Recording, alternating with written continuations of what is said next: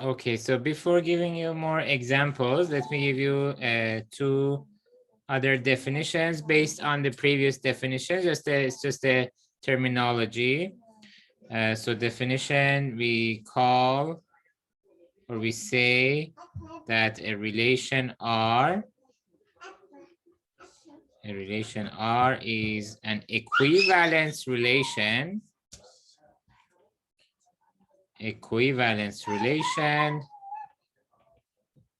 If R is reflexive, symmetric, and transitive. Okay, so you already know the definition of reflexive, symmetric, and transitive. Now, if a relation has all these three properties, then it is called an equivalence relation. So you will see later why this is called an equivalence relation. There is another section only for equivalence relations and equivalence classes and all possible examples. But for now, let me just give you the definition and then we'll go into more details later. And also another definition, we say that a relation R is a partial order relation. It's a partial order relation if R is reflexive, antisymmetric this time, antisymmetric and transitive.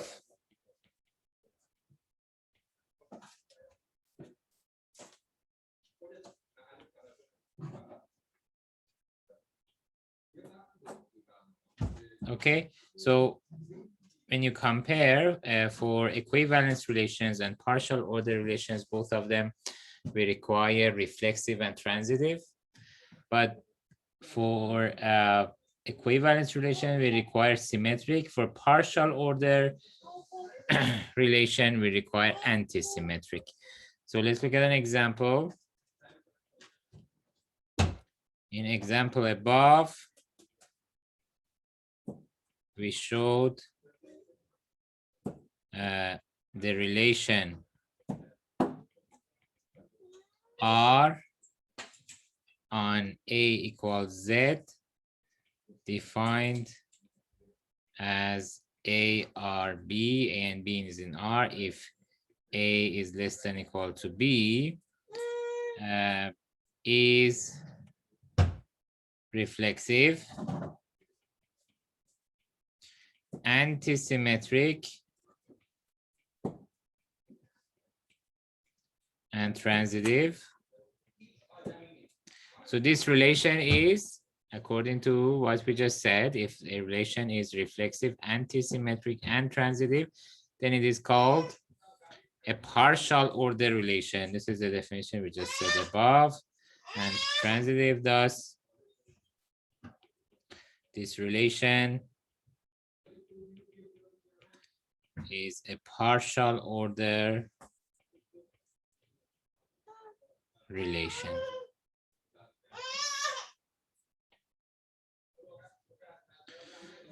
Okay, so let's look at another example. Let A equals, let's say this time 1, 2, 3, all the way to 10. So A is a set with 10 elements. And define R as follows.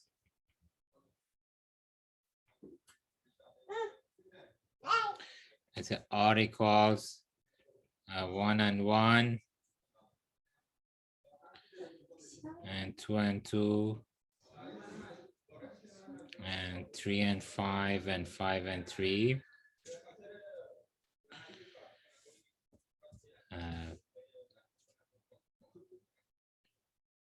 Is R an equivalence relation?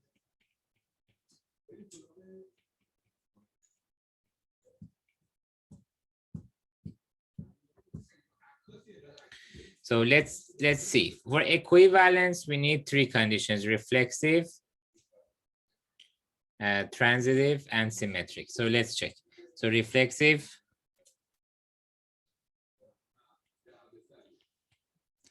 R is not reflexive. For reflexive, according to the definition, we need to have A, comma A to be in R for every A. But here we only have 1 and 1 and 2 and 2, but the rest like 3 and 3, 4 and 4, because remember A is 1 to 10. So 1 and 1 should be in R, 2 and 2 should be in R, 3 and 3 should be in R, all the way to 10 and 10 should be in R. But only 1 and 1 and 2 and 2 are in R, so it's not reflective. It's not reflexive because, for example, a 3 and 3 is not in R. So this alone means R is not equivalence relation.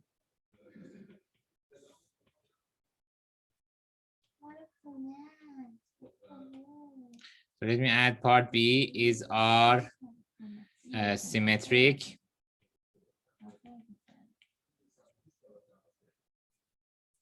So symmetric means whenever A and B is in R, then B and A must be also in R. So 1 and 1 is in R, so 1 and 1 also in R, 2 and 2 is in R, so 2 and 2 is in R, right? So these are trivial. 3 and 5 is in R, 5 and 3 is in R, 5 and 3 is in R, 3 and 5 is in R, right? So R is symmetric. So the answer is yes, since whenever A and B is in R, we have B and A in R.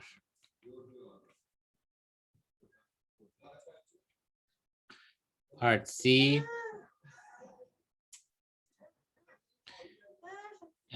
Is R transitive? Transitive means if A and B in R and B and C in R, then A and C must be in R. So the answer is, what do you think? If A and B is in R and B and C is in R, then A and C must be in R. So here, look, 3 and 5 is in R, 5 and 3 is in R, but 3 and 3 is not in R. So R is not transitive. The answer is no. 3 and 5 is in R, and 5 and 3 is in R, right? So like A and B and C in R, then A and C must be in R. So 3 and 5 is in R, 5 and 3 is in R, but 3 and 3 is not in R.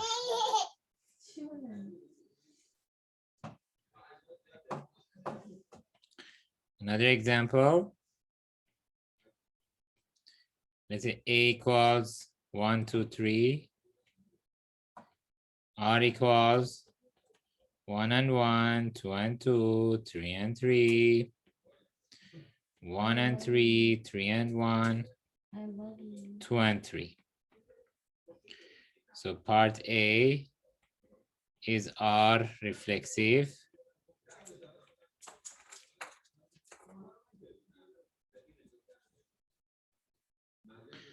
Is R reflexive? Reflexive, the answer is yes. Because for reflexive, we need A and A to be in R for every A. But A here only has 3 elements, 1 and 2 and 3. So 1 and 1 is in R, 2 and 2 is in R, 3 and 3 is in R. So I can say that A and A is in R for every A in A. Part B, is R symmetric?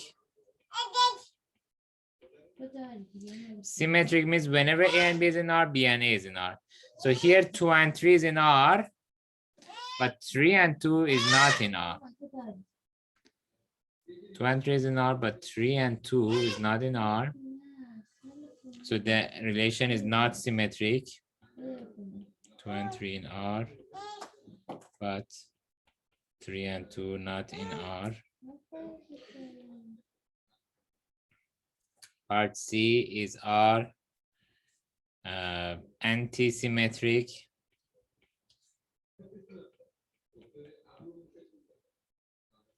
The answer is also no, because for antisymmetric, we want if A and B is in R and A and B are not the same, then B and A is not allowed to be in R anymore. So here 1 and 3 is in R and 1 and 3 are different. So 3 and 1 is not allowed to be in R if R wants to be antisymmetric. But 3 and 1 is in R, which means R is not antisymmetric. So the answer is no, because 1 and 3 is in R and 1 not equal to 3, but 3 and 1 is in R. So this relation, as you can see, is neither symmetric nor antisymmetric, right? So some people think, okay, every relation must be either symmetric or antisymmetric. That's not the case. So we could easily have a relation which is neither symmetric nor antisymmetric. So note, let me say note, part B shows R is not an equivalence relation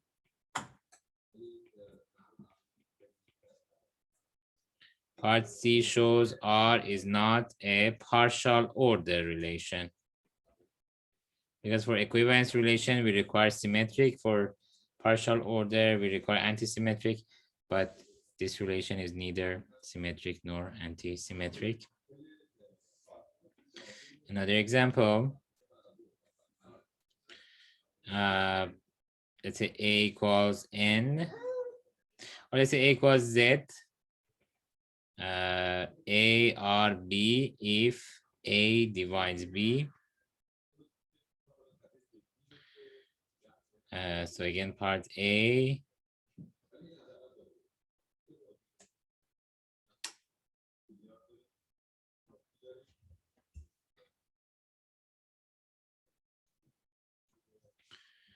Part A is R reflexive.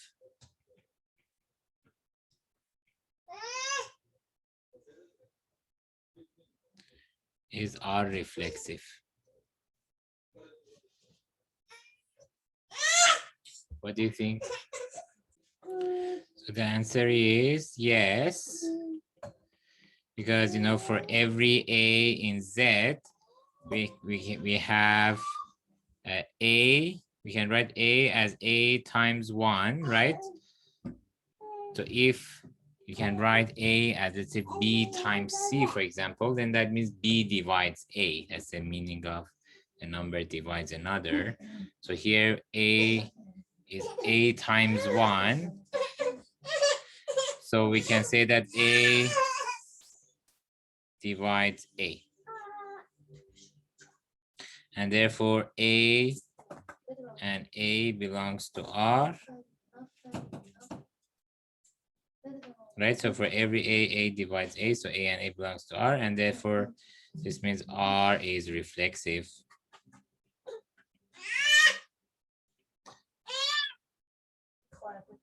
Okay, R is reflexive.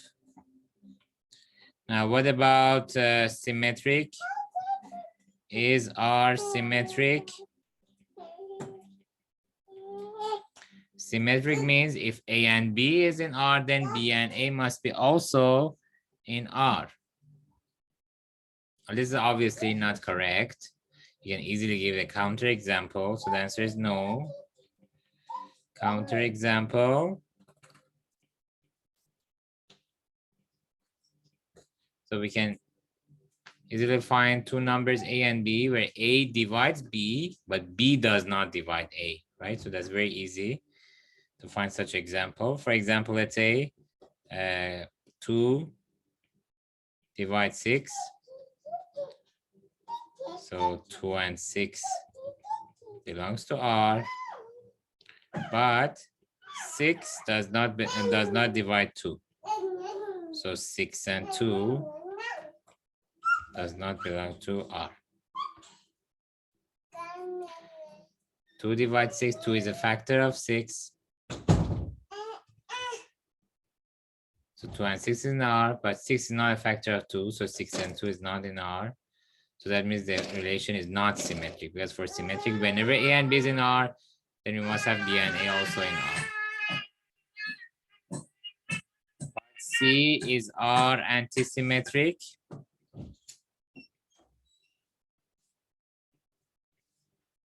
So antisymmetric means if A and B is in R, then B and A must not be in R, as long as A and B are not the same.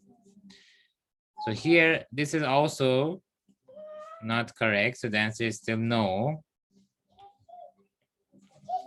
Counter example. Can you think of two numbers where A divides B and also B divides A, and also A and B are not the same? Because if A and B are the same, 2 divides 2 and 2 divides 2, well, that's of course true. But can you think of two numbers, A and B, where A and B divides A, and also B and A divides B, and also B divides A? We could think of 2 divides -2, because -2 can be written as 2 times -1, right? And so 2 and -2 belongs to R. Also, -2 divides 2, because 2 can be written as -2 times -1. And so -2 and 2 also belongs to R. So here 2 and -2 belongs to R.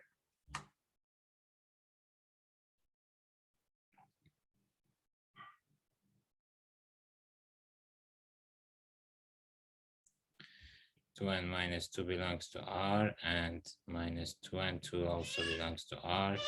So that means R is not antisymmetric.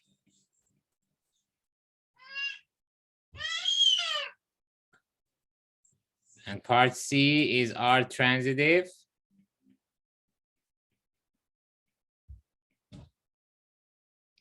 The answer is yes.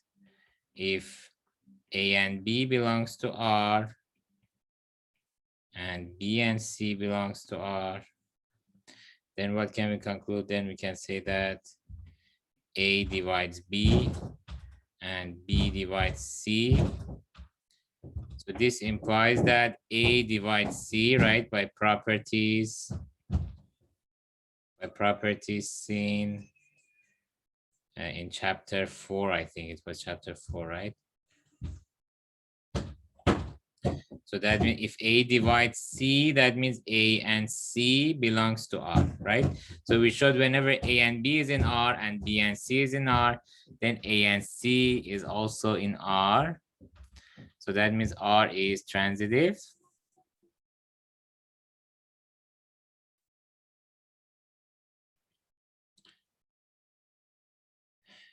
Okay.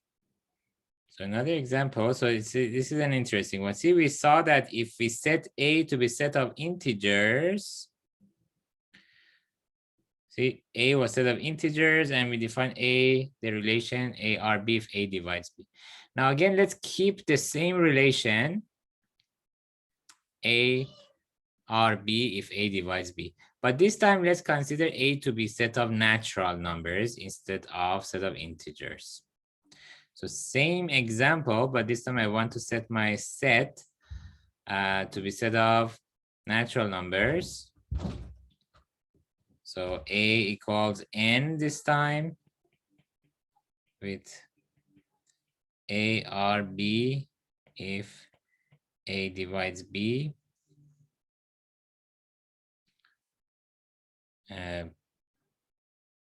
So is this relation antisymmetric. So previously we saw that if we set our set A to be set of all integers, then the relation, that specific type of relation, would be neither symmetric nor antisymmetric. And we provided counterexamples for each case. But here, if we change the set to a set of natural numbers, now this relation will be antisymmetric. How can I prove it?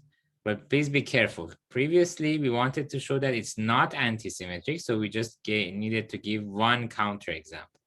But here I want to show it is antisymmetric, so giving examples is not enough anymore. What should I do? I have to prove in general, right? So if you, in mathematics, if you want to show something is false, give just one example called counterexample. But if you want to show something is true or prove it, you have to prove in general. The answer is yes. Suppose that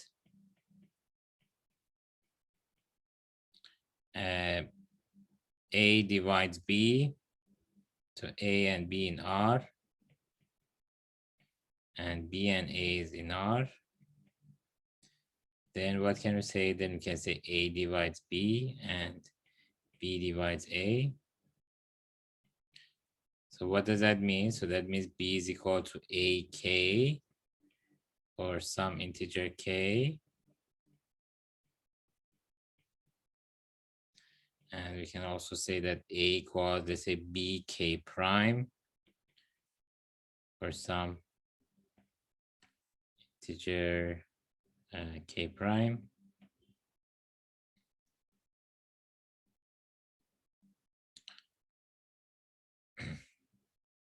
So here,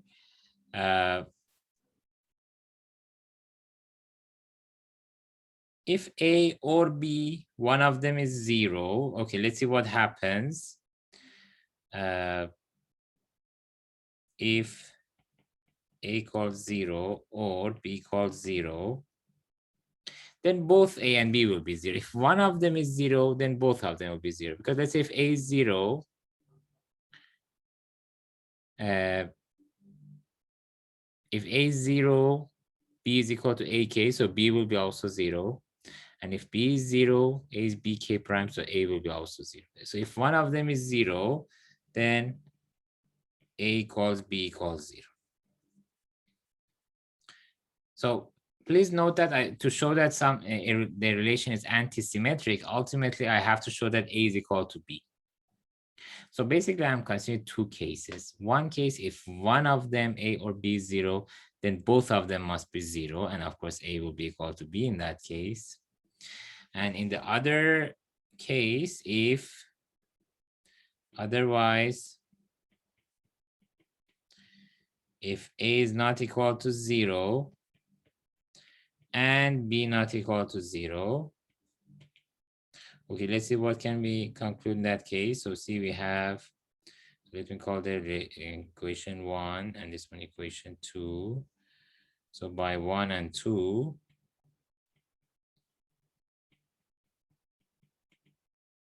we can say that A is equal to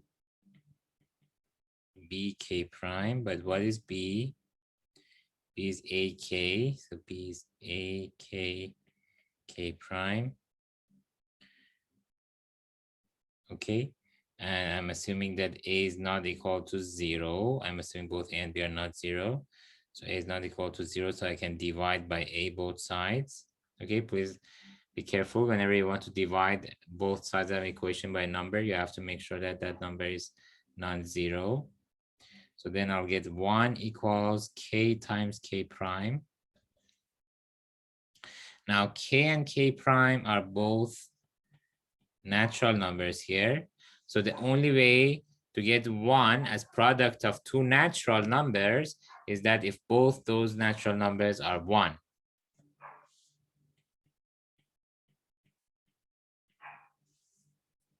Okay, so this is the important point where K and K prime here are in natural numbers. But in the previous example, K and K prime were in Z. If K and K prime are Z and product of them are 1, so either both of them are 1 or both of them are -1. So that's why in that case, we couldn't conclude that A must be equal to B. But here, K and K prime, because both are natural numbers, they're both 1, because their product is 1, and thus, so if K and K prime are both 1, then what can I conclude? Remember, A is equal to, B is equal to AK, and A is equal to BK prime. So plug back into, let's say, 1. 1 says B equals AK, and K is 1, so that means B is equal to A. Well, we showed if A and B is in the relation, and B and A is in the relation, then A equals B. So that means this relation is anti-symmetric.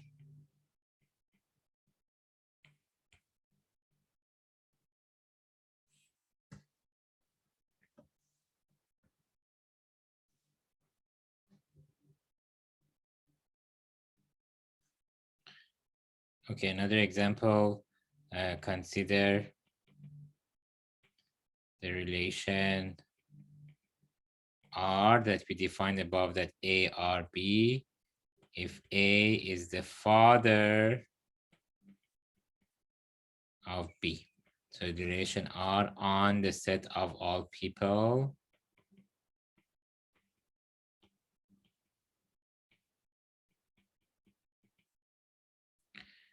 so then R is, okay, now let's look at the properties that R can have.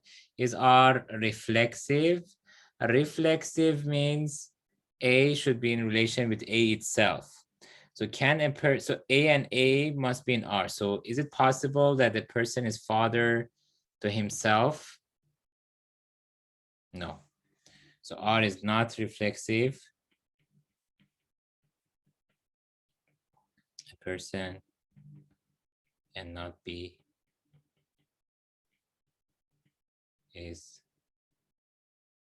cannot be the father of himself.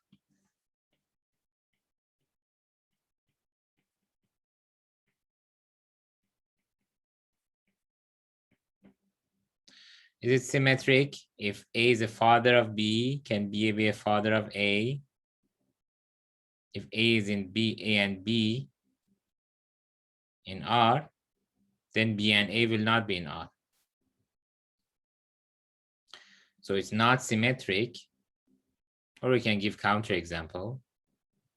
Yes, okay, this person 1 is father of person 2, but person 2 definitely is not father of person 1. Counterexample for showing it's not symmetric, but is it anti-symmetric? If A is the father of B, and A and B, of course, will be different people, then can I say that B is not a father of A? Yes, because then B is a child of A, not the father.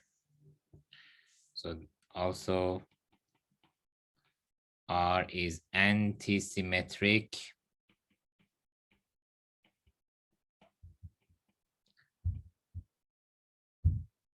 if A is B's father, then B cannot be A's father. And so if A and B is in R, then B and A will not be in R. Also, R is it transitive? R is not transitive if A is B's father, right?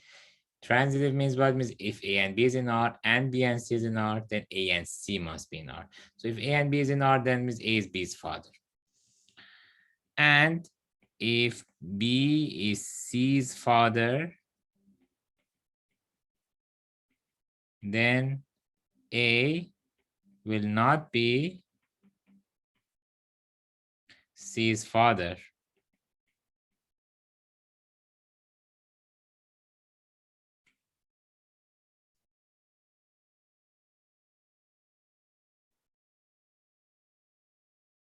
Right? If A is father of B, B is father of C, then A is a grandfather of C, but it's not a father of C. So A should, in order for A and C to be in relation, according to this definition, A must be a father of C. So if A is a grandfather of C, then it's not acceptable.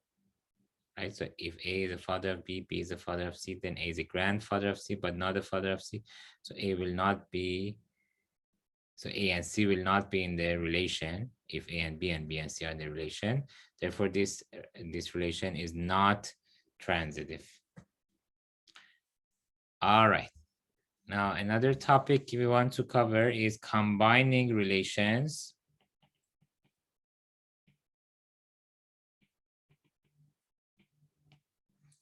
So note that given, let's say, two relations,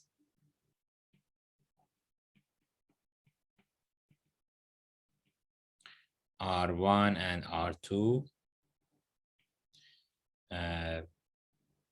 since R1 and R2 are two sets,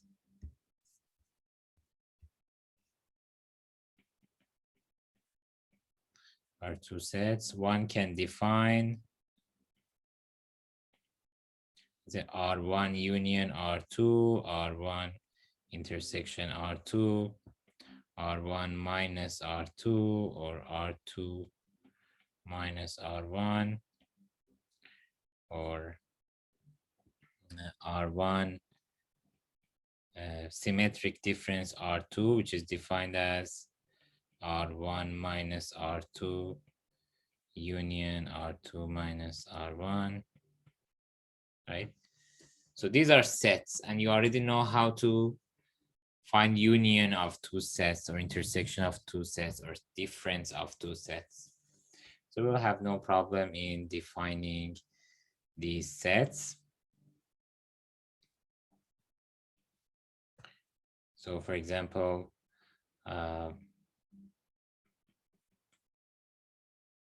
let A equals, for example, 1, 3, 5, B equals 2, 5, 8. Let's say R1, we define it as 1 and 2, 1 and 8, 3 and 5. R2, let's say we define as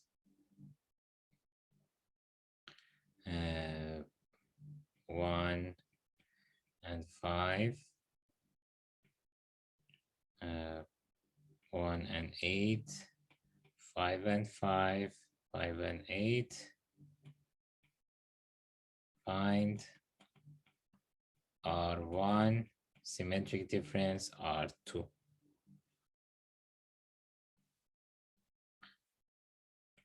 So by definition, we know that R1 symmetric difference R2 is defined as R1 minus R2 union R2 minus R1. So R1 minus R2 means all the elements which are in R1 but not in R2. Well, which elements are in R1, not in R2? 1 and 2 is in R1, it's not in R2. So let me list 1 and 2. What else? 1 and 8. 1 and 8 is both in R1 and R2. So it's not in R1 minus R2. 3 and 5 is in R1, not in R2. So 3 and 5, I need to list it. Union R2 minus R1. Well, R2 minus R1 means all the elements which are in R2, not in R1. Now 1 and 5 is in R2, not in R1. So let me list 1 and 5.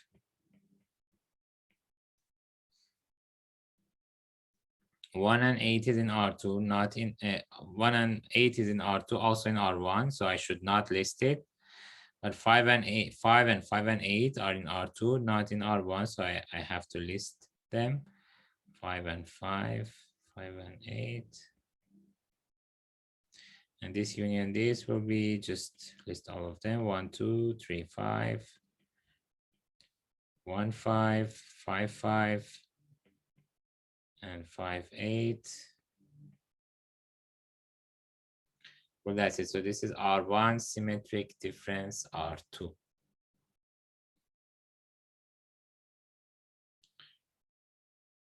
Okay, another type of operation on relations is composition. Composition of two relations. Let's see how it's similar. It's defined similar to composition of two functions. So let me explain. Let R be a relation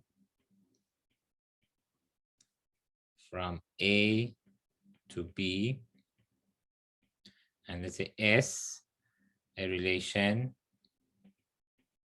from B to C. Then SOR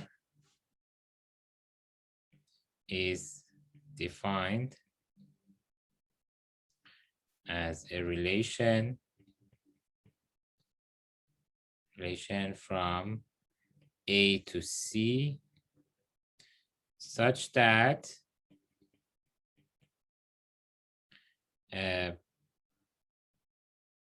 A and C such that an element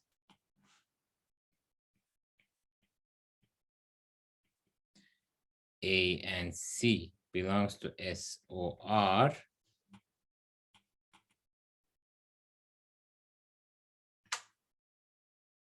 Let me charge a pencil.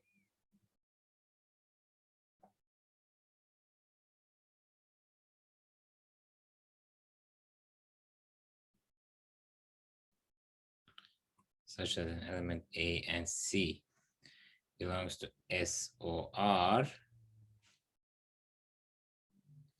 if there exists B in B such that A and B belongs to R and B and C belongs to S.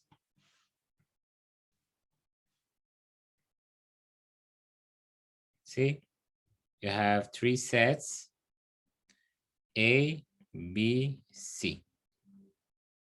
So R goes from A to B, B goes from, S goes from B to C. Now, when you talk about SOR, means you have to apply, as I said, similar to the concept of composition of functions. When you say, for example, FOG, means G applies first, and then F applies. So SOR means R applies first. So you go from A to C, A to B, and then you go from B to C. So when can I say that A is in relation with C? So if there is some element here, B, at least one element, that I can go via R, I can go from A to B, and via S, I can go from B to C. Then via SOR, I can go from A to C.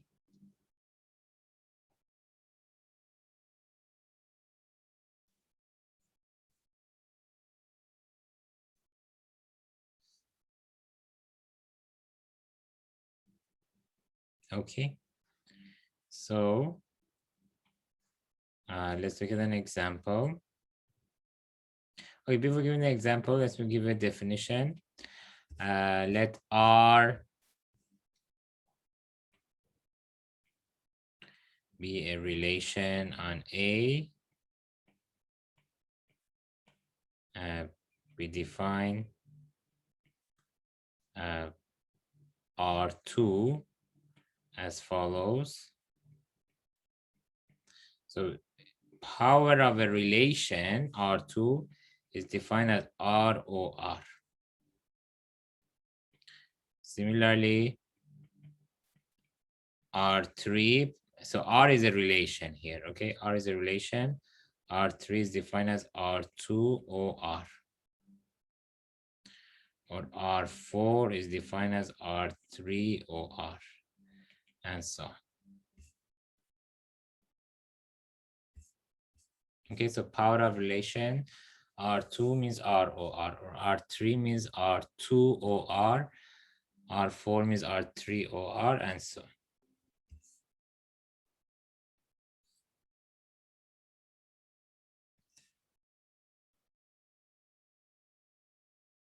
Okay, so let's look at an example.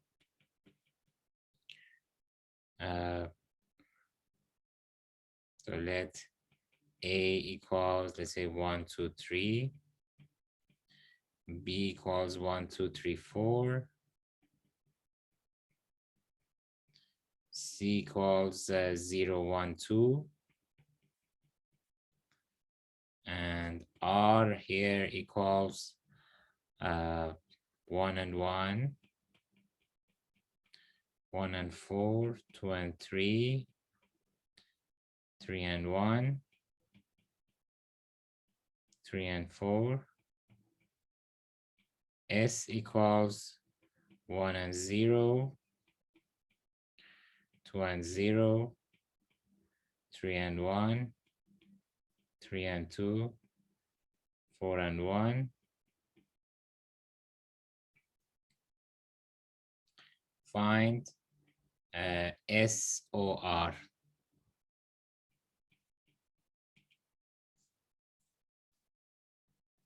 So SOR, R remember is from A to B. I sketched the diagram for you, right? A, B, C. A is 1, 2, 3.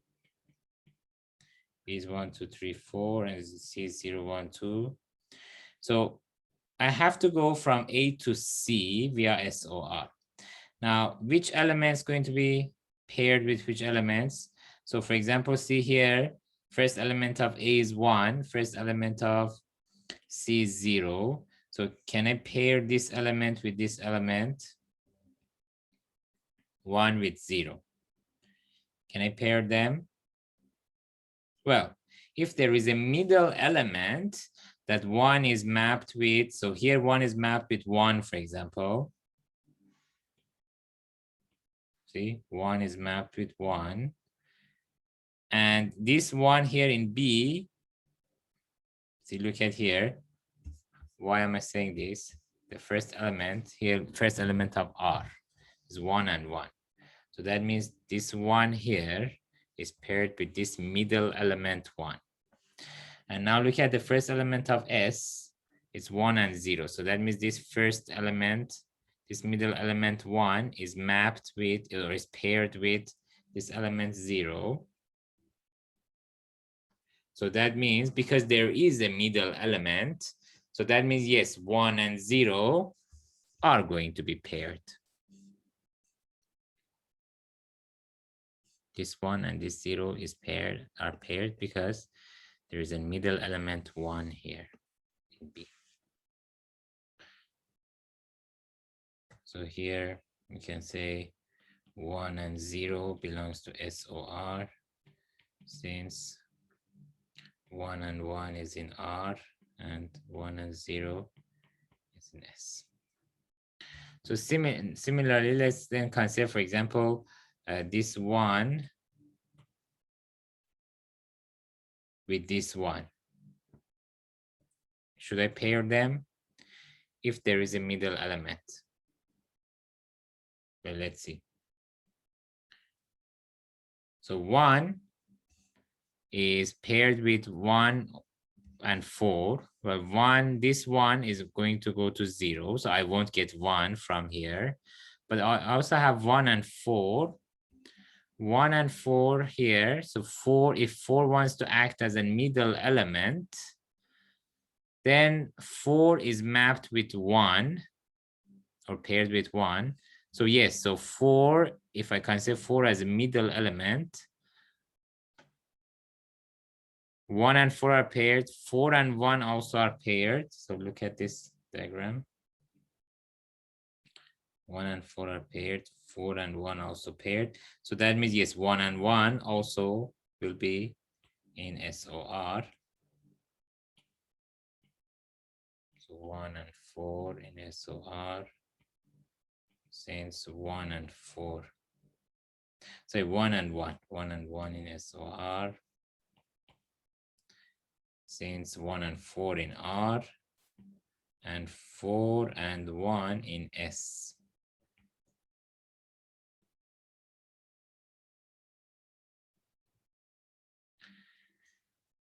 What about 1 and 2? Can I say 1 and 2 is in SOR, this one with this 2? Well, no, because there is no, for 1, if I want to start with 1, the middle element could be either 1 or 4. And 1 goes to 0, 4 goes to 1, none of them goes to 2. So there is no middle element that 1 is paired with that middle element and that middle element is paired with 2.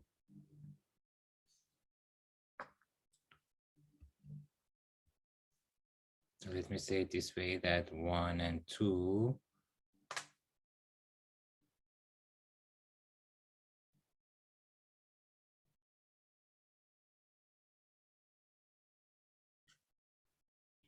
1 and 2 does not belong to SOR, since there is no middle element B in B such that 1 is paired with B and B is paired with 2.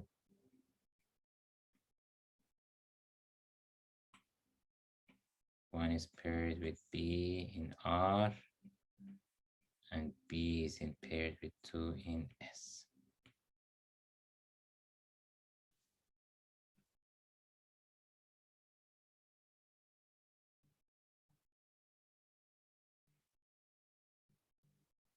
Okay.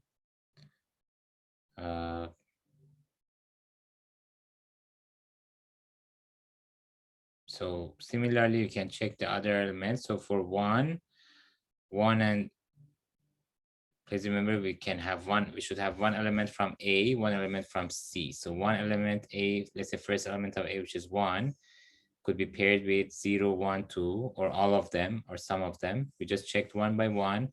1 is going to be paired with 0 and 1, but not with 2. You can similarly check that 2 is paired with which of these 3 elements, and 3 is paired with which of these 3 elements. So similarly, check that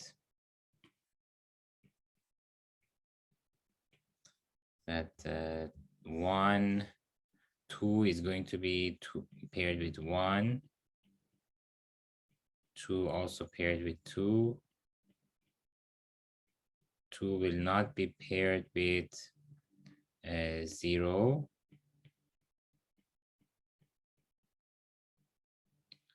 and 3 will be paired with 0. 3 will be paired with 1. 3 will not be paired with 2. So we can say that SOR is the set of all elements like 1, 0, 1, 1, 2, 1, 2, 2, 3, 0, and 3, 1. Let me also give you an exercise.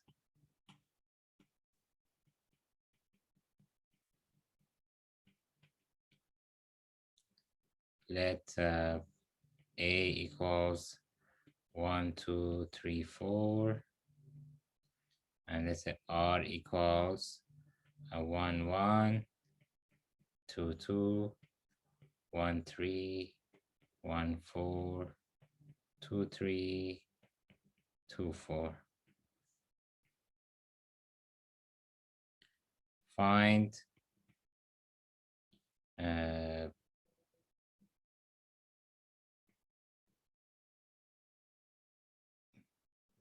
you can also add 4 and 2 here, 4 and 3 as well, 4 and 3. Find R2. R2, which is ROR. So in the exam, I will just give you R2, right? But recall that R2 is ROR. Okay, so when you have a relation and a power of relation, by definition, it means composition of relation with itself. So R2 means ROR. R3 means R2OR. So if you want to find R3, let's say if the example asks about finding R3, first you need to find R2, which is ROR. You know how to do it, right? We just found the composition of two relations in the previous example. Here again, you have to find the composition of two relations, but both those two relations in this example are R. So previously we had one S and one R. We found the composition. Here, both of them are R. So R and R, ROR. So it's a similar strategy and similar technique, but instead of like just S and R, both those relations are R. So use the same concept, same strategy to find ROR, which is R2, which is denoted by R2. And if the question also asks about R3, then find R2 composition with R. Again, you know how to find composition of two relations, right? So like I said, previous example, we did S and R. If it's R3, one relation would be R2 and one relation would be R, and then you can again find the composition. R2 or R is going to be denoted by R3. And so on. So again, R4 is R3 or R, and so on.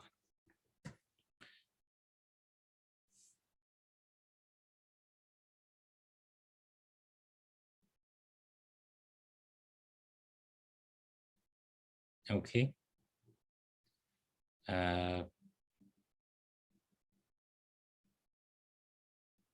So here, let me also give you a theorem. So theorem says that a relation or the relation R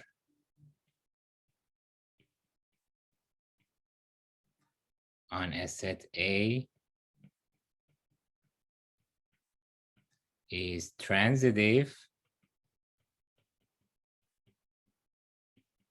if and only if R to power n is a subset of R for n equals 1, 2, 3.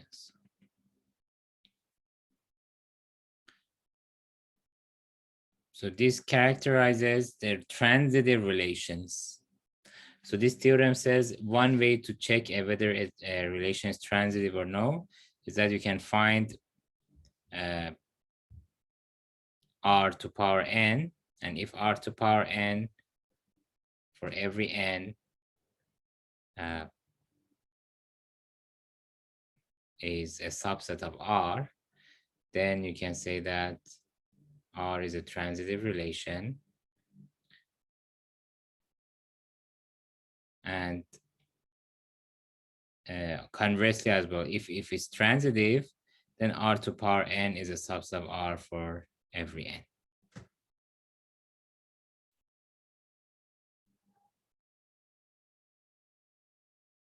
Okay, so I think we don't have time to prove this theorem. So maybe you can think about the proof, how we can prove this if and only if theorem. So you have to prove two things. One time you assume that R is transitive and show that R to power n is a subset of R for every n equals 1, 2, 3, and so on. And one time you assume R to power n is a subset of R for every n and show that R is transitive. So two things you have to prove. So think about how we can prove these, and I'll give you the proof next time. Okay, guys, so thank you and see you next time.